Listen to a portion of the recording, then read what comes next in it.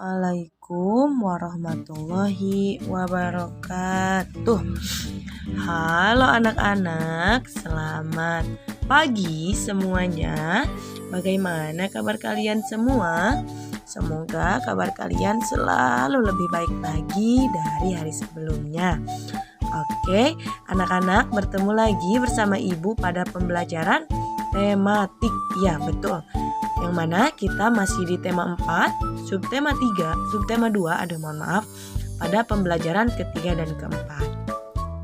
Namun, sebelum kita memulai kegiatan pembelajaran hari ini, seperti biasa, mari kita mulai untuk kegiatan pembelajaran hari ini dengan melafadzkan basmalah bersama-sama.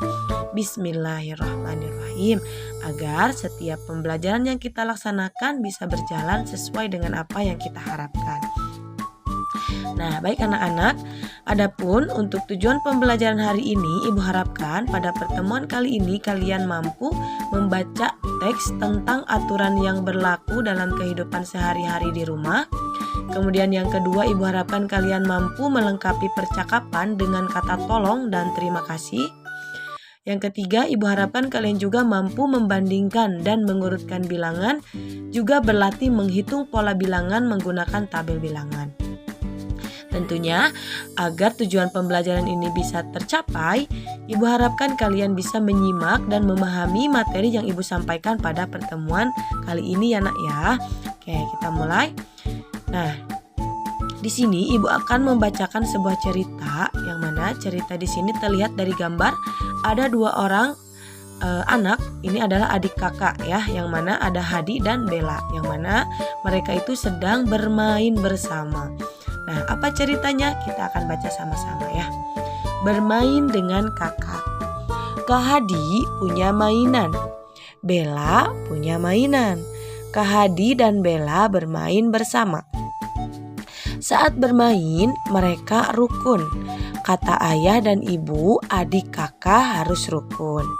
Ayah dan ibu sedih kalau anak tidak rukun. Nah, anak-anak, dari cerita ini, dan dari gambar juga sudah mencerminkan bahwa Bella dan Hadi itu bermain bersama. Berarti mereka di lingkungan keluarga mereka itu hidup rukun, tidak berantem. Nah, ini yang diharapkan oleh orang tua kita ketika kita bermain dengan adik atau dengan kakak. Tentunya kalian juga ketika bermain harus bisa harus bisa bermain bersama atau saling menjaga, saling melindungi. Tidak boleh saling mengejek atau berkelahi dengan adik atau kakak ya nak ya. Nah, di sini mudah-mudahan setelah kita membaca cerita tentang Bella dan Hadi, ini bisa mencerminkan untuk keluarga kita. Insya Allah jika kita membiasakan hidup rukun, keadaan rumah pun akan harmonis dan tentram. Nah, di sini Ibu memiliki sebuah percakapan, yang mana percakapan di sini harus kita lengkapi. Nah, kalian melengkapinya itu dengan dengan menambahkan kata tolong dan terima kasih. Contohnya seperti ini. Yang pertama, selesai bermain, Kak Hadi minta Bella membantu merapikan mainan. Nah, di sini ada Kak Hadi berkata kepada Bella, Bella, bereskan mainanmu. Nah, menurut kalian dari kata ini yang kosong kita tambahkan tolong atau terima kasih. Kita coba satu-satu ya. Misalkan kita mau coba dengan kata terima kasih. Bella, terima kasih bereskan mainanmu. Apakah kalimatnya sudah sempurna? Ya, tentu belum. Berarti kita coba kata yang selanjutnya dengan kata tolong, dengan menambahkan kata tolong. Bella, tolong bereskan mainanmu. Apakah sudah betul? Iya, betul. Berarti sudah cocok ya. Nah, berarti kita tambahkan dengan kata tolong. Bella, tolong bereskan mainanmu. Kemudian Kak Hadi akan membereskan mainan Kak Hadi. Nah, kemudian Bella pun menjawab, baik Kak Hadi, Bella akan bereskan mainan Bella. Kemudian Kak Hadi pun mengucapkan titik-titik adikku sayang. Kira-kira apa ya? tadi kata tolong sudah. Kemudian yang kedua kita tambahkan kata apa ya? Ya betul, kita tambahkan terima kasih. Kenapa Kak Hadi mengucapkan terima kasih?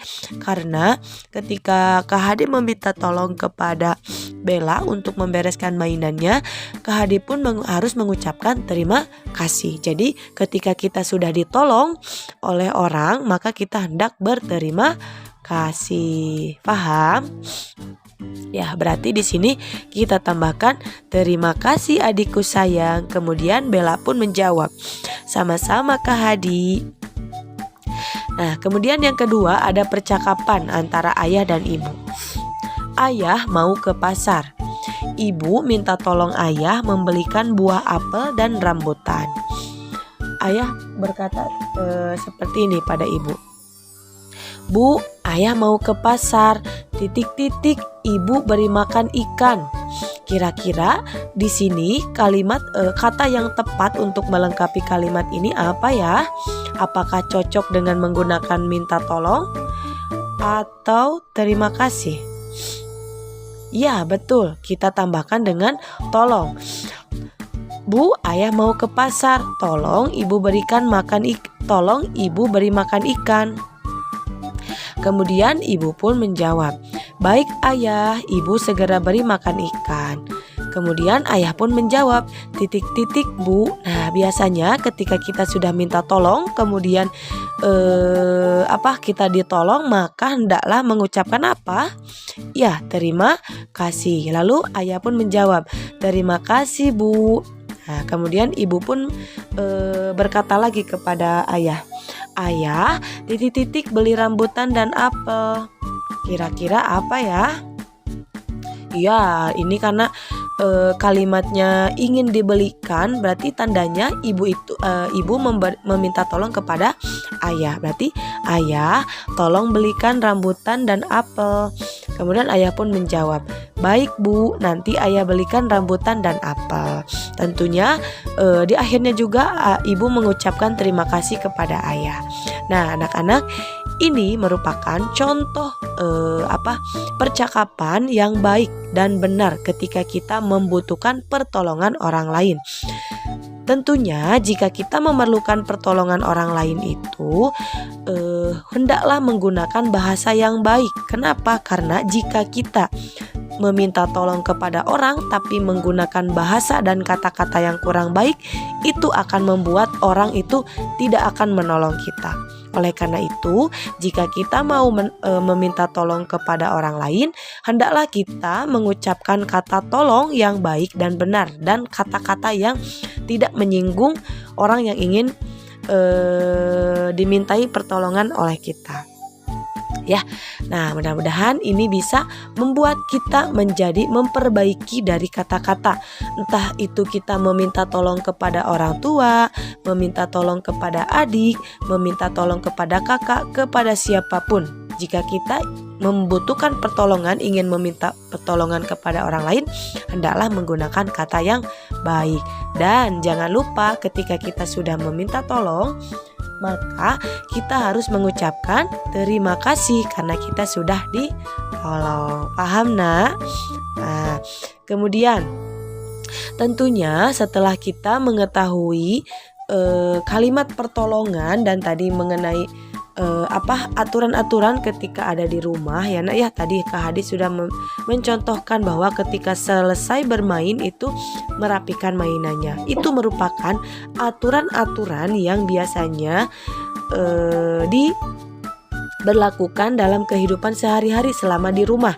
Nah, aturan tentunya ada beberapa aturan-aturan yang biasanya secara umum ada di setiap rumah. Yang pertama, setelah bermain harus dirapikan kembali. Jadi setelah kita bermain mainan apapun, itu jangan lupa dirapihkan supaya jika kita sudah memainkan mainan kita tidak rusak ataupun tidak hilang. Yang kedua, saat makan kita tidak boleh mengobrol. Nah, jadi kenapa? Karena adab ketika kita makan itu tidak boleh mengobrol. Kalau kita makan sambil mengobrol itu pasti nanti saat makan akan lama makannya dan tidak sopan ya nak ya. Nah, kemudian yang ketiga, hendaklah membaca doa sebelum dan sesudah makan. Ini jelas aturan yang memang harus kita lakukan. Kenapa? Karena jika kita membaca doa sebelum makan itu nanti keberkahan saat kita makan itu pasti akan kita terima. Kalau misalkan kita tidak membaca doa, pasti makanan yang kita makan itu tidak akan menjadikan pahala untuk kita. Oleh karena itu kita harus membaca doa. Kemudian aturan apa lagi yang selanjutnya, tidak boleh menonton TV terlalu lama. Atau ada juga yang di rumahnya, Bu, aku suka diberi waktu ketika bermain handphone. Nah, itu tentunya aturan-aturan yang biasanya diberlakukan ketika kita di rumah. Tentunya aturan-aturan yang sudah diberlakukan di masing-masing rumah kalian itu harus kita patuhi. Kenapa? Karena aturan itu dibuat untuk membuat atau mendisiplinkan kita, untuk membiasakan diri kita menjadi orang yang teratur. Kalau misalkan kita tidak ada aturan dalam rumah, pasti kita akan melakukan sesuatu yang tidak diinginkan. Oleh karena itu, kita harus patuhi aturan-aturan yang sudah ditentukan oleh penghuni rumah, ya nak ya. Ini adalah sebagian, tentunya banyak sekali aturan-aturan yang biasanya mungkin di antara kalian memiliki aturan-aturan yang berbeda, ya. Nah, Kak Hadi dan Bella itu setelah bermain, Hadi dan Bella belajar matematika. Hadi dan Bella belajar membandingkan bilangan dan belajar mengurutkan bilangan. Wah, seru kayaknya nih. Coba perhatikan ya. Nah, di sini ada kotak yang pertama, ada di kotak A ada beberapa bola di dalamnya, yaitu ada 8. Kita hitung, coba kita samakan. Apakah betul 8? 1, 2, 3, 4, 5, 6, 7, 8. Ya, sama ya, 8. Kemudian di kotak yang B ini ada 1 bola.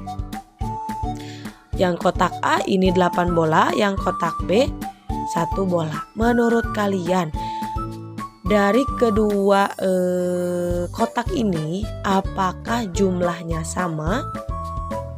Tidak, Bu. Iya, jelas, karena di kotak yang pertama jumlah bolanya itu ada 8, sedangkan di kotak yang ke-1 itu adalah 1. Jika kita bandingkan kedua benda ini atau kedua kotak ini, banyaknya bola dari kedua kotak ini, bola mana yang paling banyak?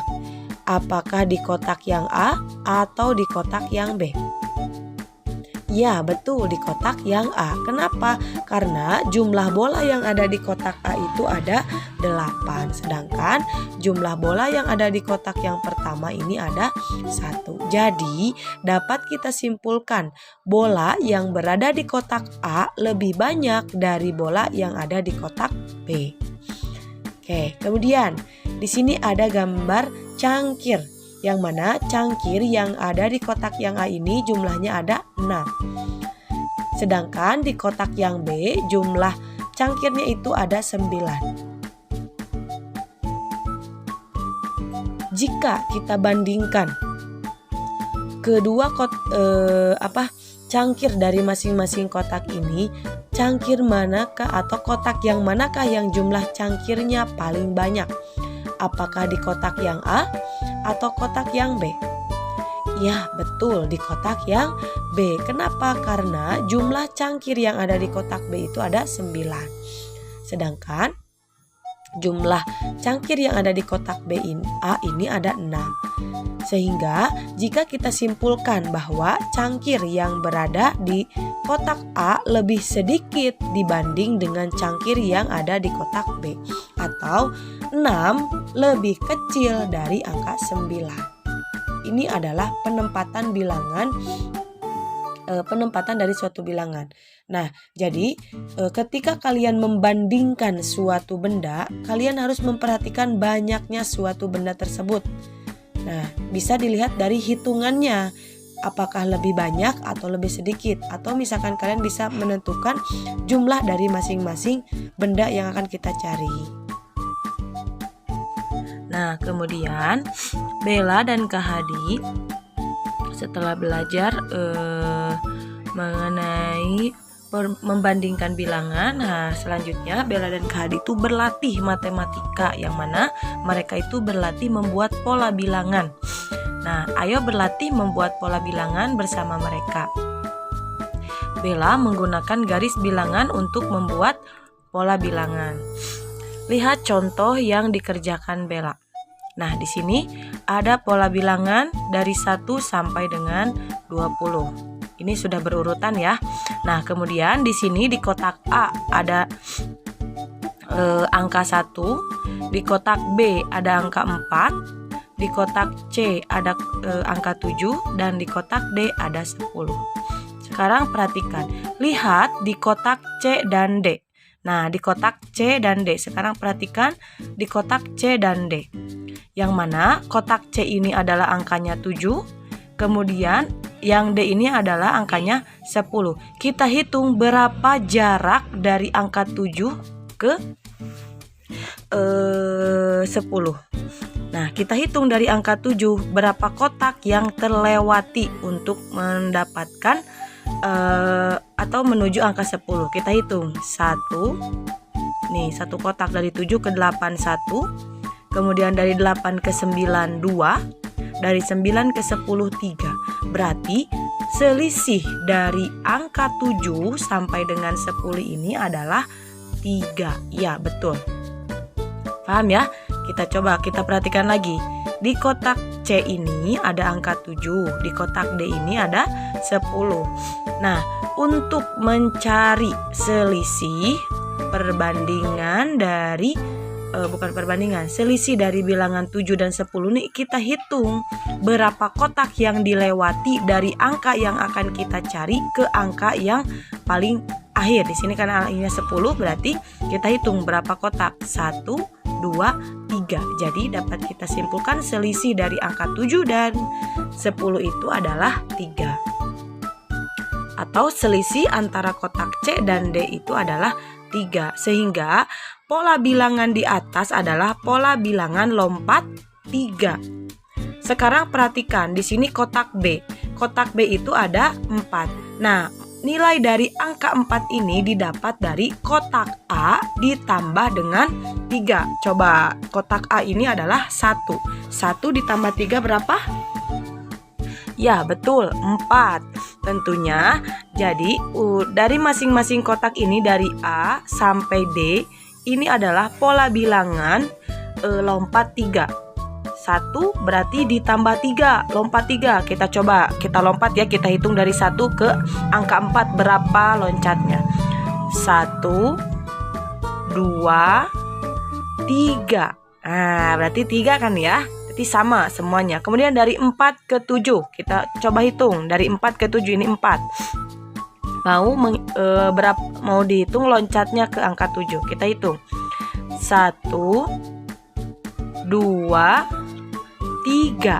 Sama kan ya? 3, loncatnya itu 3. Jadi urutan bilangan atau pola bilangan dari kotak ini adalah bilangan yang pola bilangan ini adalah pola bilangan lompat 3.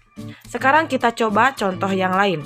Nah, di sini Ibu memiliki kotak bilangan atau pola bilangan dari 1 sampai 20 juga sama. Di kotak yang pertama di sini ada 2 telur. Ya. Ada 2 telur. Kemudian jika kita di kotak yang kedua itu ada berapa ini? Ada berapa telur? 1, 2, 3, 4. Ada 4 telur.